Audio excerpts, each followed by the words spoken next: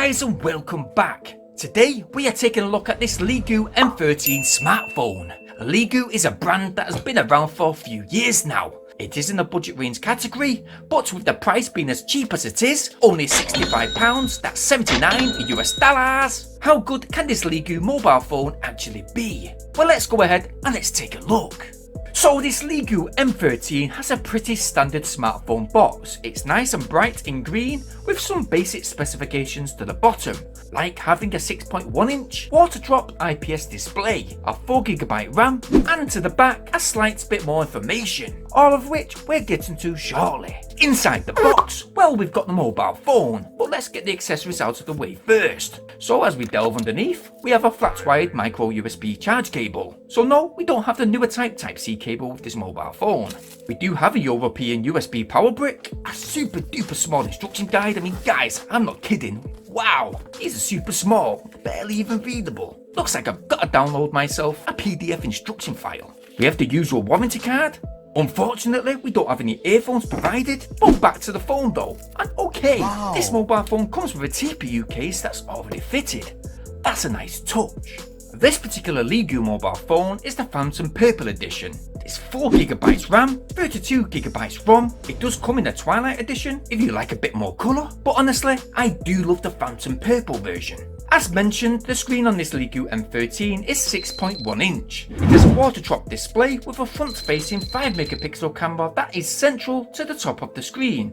Above that you have that call speaker, but moving to the right hand side you have the volume rocker, power button, to the bottom a micro USB charge port with speaker grills to the left and right side, and to the top we have that 3.5mm audio jack. Turning the mobile phone around, we have a very good positioned fingerprint scanner.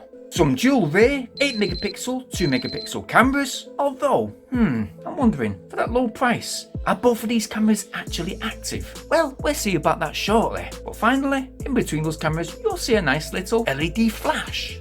Now, I've heard a few reviewers state that this particular mobile phone is indeed a sealed unit. That is incorrect. This particular mobile phone, the M13, you can take the back of it. It doesn't have any water seal, so sadly, it has a non-waterproof design. We do have that 3000 mAh battery, which is removable. Again, people have stated it isn't. But above that, to the right, we have that dual nano SIM slot and a micro card slot, which can expand the Leagoo's 32GB ROM to 128GB max. Turning the Leagoo M13 on, we are greeted by the Leagoo powered by Android logo. Internally, it has a Mediatek 6761 Cortex-A53 quad-core 2.0GHz CPU, a IMG GE8300 660MHz GPU. It also includes Bluetooth 5.0, 3 and 4G Wi-Fi, and it's also running Android 9.0 Pie. Yum yum. So with this IPS display, the screen resolution is 600 by 1280. It has a 78-degree viewing angle with a 19.9 aspect ratio, and it does indeed have 5-point touch. The main skin on the screen is simple and basic. It is however vibrant in colour. The touch sensitivity is quite good, it's very snappy I must say, and that screen can be unlocked by either fingerprint scan or face unlock recognition, with that fingerprint scanner taking only 1 second to unlock, while the face recognition takes around 2 to 3 seconds. Cameras. Now, I've been taking a few pictures and videos with all the cameras on this mobile phone. With the front facing camera, it's not too bad, but it is basic with that 5MP f2.4 aperture. When it comes to those dual rear cameras, well, this is actually a strange one, because I've heard a few reviewers out there state that this mobile phone has an 8MP camera and a 2MP camera. But in fact, they're only listing the specifications that are on the outside of the box. After doing a thorough test, I personally found that only one camera is actually active and the other one is blank. So what those specifications actually mean is when you take a still picture, you definitely will get 8MP on the highest quality. But when you're taking a video, yes, you guessed it, it's going to be 2MP.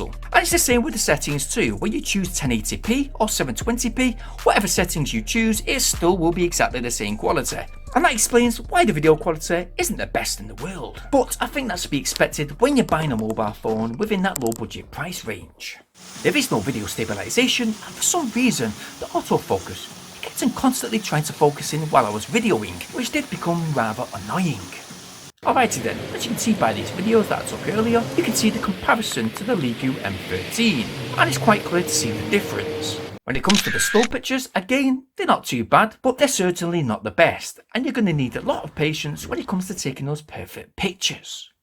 Now the description states in the features that this mobile phone is capable of playing video in 1080p 30 frames per second, but while testing out YouTube, it did only ever reach 480p, which is significantly lower. However, 1080p can be achieved if you simply download a video in that 1080p format.